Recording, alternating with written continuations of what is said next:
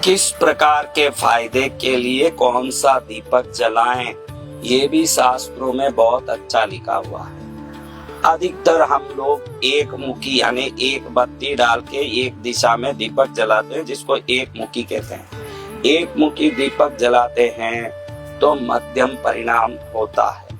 दो मुखी दीपक जलाते हैं तो निश्चित घर में शांति, पति पत्नी में एकता। दो मुखी यानी दो दिशा में दीपक जलाना, पूरब और पश्चिम में। तीन मुखी दीपक जलाना यानी पूरब में, पश्चिम में और उत्तर में। तीन मुखी दीपक जला लिया तो निश्चित पुत्र प्राप्ति होती है। और बच्चों के घर में, आपके घर में बच्चे पढ़ते हैं और उनकी पढ़ाई में उनको श्रेष्ठता चाहिए तो तीन मुखी दीपक जलाना, उत्तर में, पूर्व में, पश्चिम में। तीन मुखी दीपक।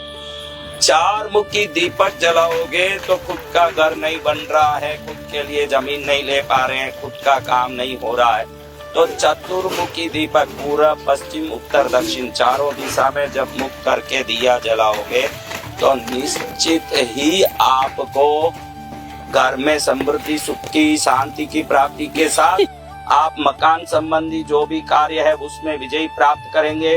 आपको जमीन प्राप्त होगी, खुद का घर होगा, सब लाभ होगा। ये उपाय निश्चित लाभ करेगा। होने के बाद कृष्णगिरी जरूर आके माँ का दर्शन करें। पंचमुखी दीपक यानी पंचमुखी दीपक जलाते समय ध्यान करना, पंचमुखी दीपक लाके किसी भी दिशा में नहीं रखना। पंचमुखी दीपक यानी पूरब में एक मुख, पश्चिम में एक मुख, दक्षिण में एक मुख, उत्तर में एक मुख और ईशान कोण में एक मुख होना बराबर। उन दिशाओं में ऐसे बराबर पूरब, पश्चिम, दक्षिण, उत्तर और ईशान ऐसे पंचमुखी दीपक कर लिए आप तो निश्चित अष्टलक्ष्मी उस घर में निवास करेगी। धन धान्य का कोई कमी नहीं रहेगा।